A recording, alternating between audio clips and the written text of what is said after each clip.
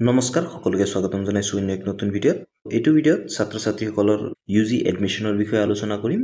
CUET-ৰ first merit লিষ্টত যিসকলৰ নাম আহিছে, অৰ্থাৎ যি একমাত্ৰ মেৰিট লিষ্ট ওলাইছিলে CUET-ৰ, যিসকল ছাত্ৰ ছাত্ৰীৰ নাম আহিছে সিহঁতে এডমিশ্যন লৈ লৈছে 22 তাৰিখ আৰু 23 তাৰিখে। আজি 24 তাৰিখ 24/7/2025। আজি আপোনালোকে যিসকল ছাত্ৰ ছাত্ৰীয়ে ৰেজিষ্ট্ৰেশ্যন কৰা নাছিলে সিহঁতে ৰেজিষ্ট্ৰেশ্যন কৰিব পাৰিব, আৰু যিসকল ছাত্ৰ ছাত্ৰী মেৰিট লিষ্টত নাম অহা নাছিলে ৰেজিষ্ট্ৰেশ্যন কৰি এপ্লাই কৰাৰ পিছতো সিহঁতে কি কৰিব লাগিব স্পট এডমিশ্যনৰ কাৰণে, সেইটো এই ভিডিঅ'ত আলোচনা কৰিম। ভিডিঅ'টো শেষলৈকে চাব, ভাল লাগিলে লাইক এটা কৰি দিব। যদি আপোনালোকৰ মনত কিবা ডাউট থাকে আপোনালোকে কমেণ্ট ছেকশ্যনত সুধিব পাৰে, নতুবা আপোনালোকে চেনেলৰ এবাউটত যাব, তাত গৈ আপোনালোকে হোৱাটছএপ ছাপোৰ্ট টিমৰ লিংকটো পাব, তাত আপোনালোকে ক্লিক কৰি ডাইৰেক্টলি আপোনালোকে সুধিব পাৰে। আৰু মোষ্ট ইম্পৰ্টেণ্টলি এই ভিডিঅ'টো আপোনাৰ বন্ধু বান্ধৱী সকলোৰে লগত শ্বেয়াৰ কৰি দিব। তো প্ৰথমতে আৰম্ভ কৰোঁ। যিসকল ছাত্ৰ ছাত্ৰীৰ এডমিশ্যন হোৱা নাই CUET-ৰ ফেজত, অৰ্থাৎ যদি আপোনালোকে আবেদন কৰিছিলে ৰেজিষ্ট্ৰেশ্যন কৰিছিলে তাৰ পিছতো আপোনালোকৰ মেৰিট লিষ্টত নাম অহা নাই, তেনে ক্ষেত্ৰত আপোনালোকে কি কৰিব? তো আজিৰ দিনটোত আপোনালোকে আবেদন কৰিব লাগিব স্পট এডমিশ্যনৰ কাৰণে। কোনে আবেদন কৰিব পাৰিব বা কোন কোন কলেজত আপোনালোকে আবেদন কৰিব লাগিব, আৰু লগতে যিসকল ছাত্ৰ ছাত্ৰী নন CUET-ৰ আছে সিহঁতৰ কাৰণেও এটা গুৰুত্বপূৰ্ণ কথা ক'ম, আপোনালোকে ভিডিঅ'টো শেষলৈকে চাই থাকিব। আপোনালোকে হয়তো গম পাইছে যে 14 পৰা 16 জুলাইলৈকে ৰেজিষ্ট্ৰেশ্যন হৈছিলে, য'ত CUET-ৰ এপ্লিকেশ্যন নাম্বাৰটো দিয়াৰ পিছতহে আপোনালোকে ৰেজিষ্ট্ৰেশ্যন কৰিব পাৰিছে। কিন্তু যিসকল ছাত্ৰ ছাত্ৰী নন CUET-ৰ আছিলে সিহঁতে কিন্তু ৰেজিষ্ট্ৰেশ্যন কৰিব পৰা নাই। সেই সময়ত যিসকল ছাত্ৰ ছাত্ৰীয়ে CUET দিছিলে সিহঁতে CUET-ৰ এপ্লিকেশ্যন নাম্বাৰ দি সিহঁতে ৰেজিষ্ট্ৰেশ্যন কৰি লৈছিলে, আৰু 14 পৰা 16 জুলাই তাৰিখলৈকে সিহঁতে আবেদন কৰিছিলে, আৰু সেই এডমিশ্যন হৈছিলে 22 জুলাই আৰু 23 জুলাই তাৰিখে। আজি 24 জুলাই, আৰু 24 জুলাই তাৰিখে যিসকল ছাত্ৰ ছাত্ৰীৰ এডমিশ্যন হোৱা নাই CUET-ৰ ফেজতো সিহঁতে স্পট এডমিশ্যনৰ কাৰণে আবেদন কৰিব লাগিব। আপোনালোকক কৈ থওঁ যে আপোনালোকে যেতিয়া আবেদন কৰিব আজি অতি সাৱধানেৰে আবেদন কৰিব। আপোনালোকে কলেজৰ ভেকেঞ্চি লিষ্টবিলাক চাই ল'ব। প্ৰতিটো সময়তে সমৰ্থ পৰ্টেলত আপডেটসমূহ দি থাকে যে কিমানটা চিট খালী আছে কোনখন কলেজত, সেয়ে আপোনালোকে সেইটো চাই ল'ব। সেইটো চোৱাৰ পিছতহে আপোনালোকে সেই কলেজত আবেদন কৰিব। যদি তাত ভেকেঞ্চি নাথাকে আপোনালোকে কিন্তু চিট নাপায়, সেয়েহে আপোনালোকে অতি সাৱধানেৰে সেইটো খবৰ কৰি ল'ব, বা আপোনালোকে ডাইৰেক্ট কলেজত কণ্টেক্ট কৰিব পাৰে। কলেজত সোধাৰ পিছত আপোনালোকে কনফাৰ্ম হ'ব পাৰিব যে কিমান চিট খালী আছে, তাৰ পিছতহে আপোনালোকে আবেদন কৰিব সেইখন কলেজত। তো এতিয়া কওঁ যে আপোনালোকে যে এবাৰ আবেদন কৰিলে, আগৰবাৰ যদি আপোনালোকে কোনোবা এখন কলেজত আবেদন কৰিছে তাৰ পিছতো আপোনালোকে আকৌ নতুনকৈ আবেদন কৰিব লাগিব নেকি? তো এই ক্ষেত্ৰত মই আপোনালোকক ক'ম, যদি কোনোবা এখন কলেজত আপোনালোকে আবেদন কৰিছিলে অলৰেডি কিন্তু আপোনালোকৰ মেৰিট লিষ্টত নাম অহা নাই, তেনে ক্ষেত্ৰত সেইখন কলেজত হয়তো আপোনালোকে আবেদন নকৰিলেও হ'ব। আপোনালোকৰ যি আগৰ এপ্লিকেশ্যনখন আছে সেইখনেই কিন্তু আপোনালোকে ছাবমিট কৰিব পাৰিব কলেজত স্পট এডমিশ্যনৰ কাৰণে। কলেজ বিশেষে স্পট এডমিশ্যনৰ প্ৰচেছটো অকণমান বেলেগ হয়। কিছুমান কলেজত হয়তো আপোনালোকৰ যি এপ্লিকেশ্যন ফৰ্ম হয় সেইখন আগতে জমা লৈ ল'ব ফিজিকেলি, আৰু কিছুমান কলেজত হয়তো গুগল ফৰ্ম দিব, আৰু গুগল ফৰ্মটো আপোনালোকে ফিল আপ কৰি দিব লাগিব। তাত আপোনালোকৰ যি সমৰ্থ পৰ্টেলৰ এপ্লিকেশ্যন নাম্বাৰ হয় সেইটো হয়তো দিব লগা হ'ব পাৰে।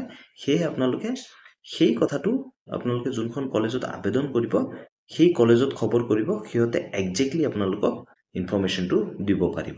নতুবা আপোনালোকে কলেজৰ যি ৱেবছাইট আছে তাতো আপোনালোকে চেক কৰি থাকিব পাৰে ফ্ৰিকুৱেণ্টলি যে তাত কি আপডেট দিছে, তো সেই অনুপাতে আপোনালোকে আবেদন কৰিব।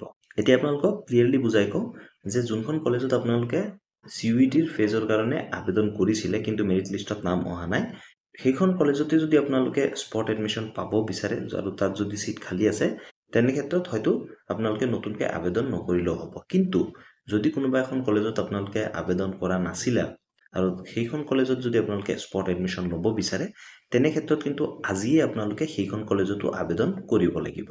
আপোনালোকক জাষ্ট এটা দিনেই সময় দিছে, 24 জুলাই। 24 জুলাই তাৰিখেই কিন্তু আপোনালোকে আবেদন কৰিব লাগিব, অৰ্থাৎ আজিৰ দিনটোতে আপোনালোকে আবেদন কৰিব লাগিব সেই নতুন কলেজখনত। তেতিয়াহে আপোনালোকে সেই কলেজখনত আপোনালোকে স্পট এডমিশ্যনৰ কাৰণে যাব পাৰিব। আৰু এতিয়া আপোনালোকক কওঁ যে যিটো টাইমলাইন দিছিলে সমৰ্থ পৰ্টেলৰ ফালৰ পৰা, তাত লিখা আছে যে 24 জুলাই তাৰিখে registration and application if any for CUET base spot admission.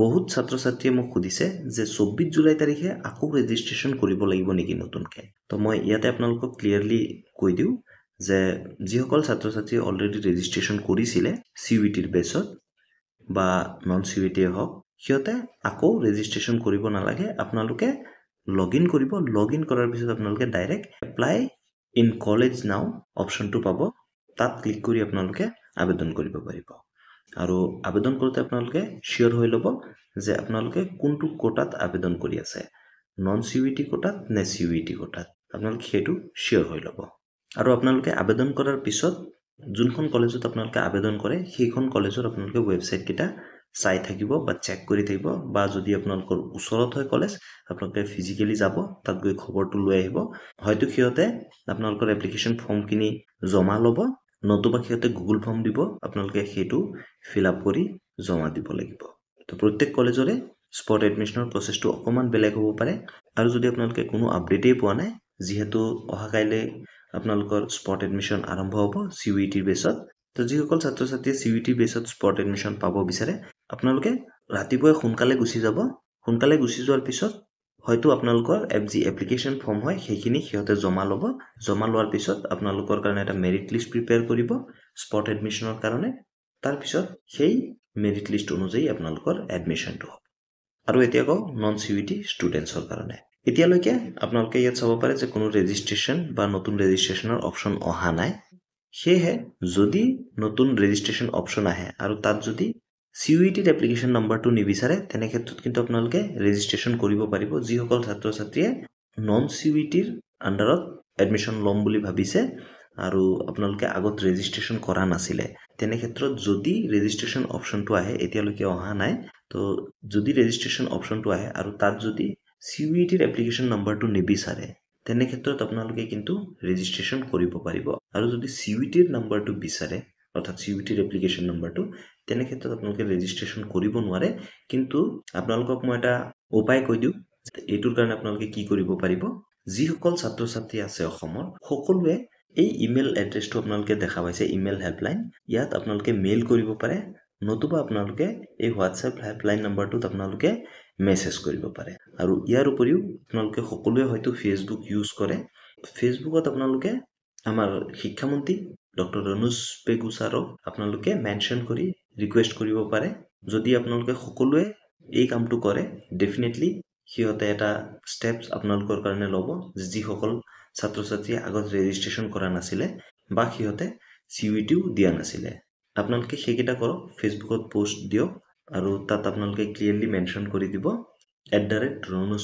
বুলি মাৰিলে এই পেজটো পাব তো সেইটো আপোনালোকে চিলেক্ট কৰি দিব আৰু লগতে আমাৰ সন্মানীয় CM ছাৰকো অৰ্থাৎ হিমন্ত বিশ্ব শৰ্মা ছাৰকো আপোনালোকে মেনশ্যন কৰি দিব পাৰে যদি সিহঁতে এই প্ৰব্লেমটো পায় বা সিহঁতে এই প্ৰব্লেমটো গম পায় ডেফিনেটলি আপোনালোকৰ কাৰণে এটা ভাল ষ্টেপ ল'ব বুলি মই আশা কৰোঁ তো আগলৈ আপোনালোকক এনেকুৱা টিপছসমূহ দি থাকিম আৰু ভৱিষ্যতে আপোনালোকক একাডেমিক ৰিলেটেড স্কলাৰশ্বিপে হওক বা ফৰ্ম ফিল আপ হওক বা এডমিট কাৰ্ড ডাউনলোডে হওক বা অন্যান্য অনলাইনৰ সুবিধাসমূহৰ আপডেটবিলাক পাই থাকিবলৈ এই চেনেলটো ছাবস্ক্ৰাইব কৰিবলৈ নাপাহৰিব ধন্যবাদ জয় আই অসম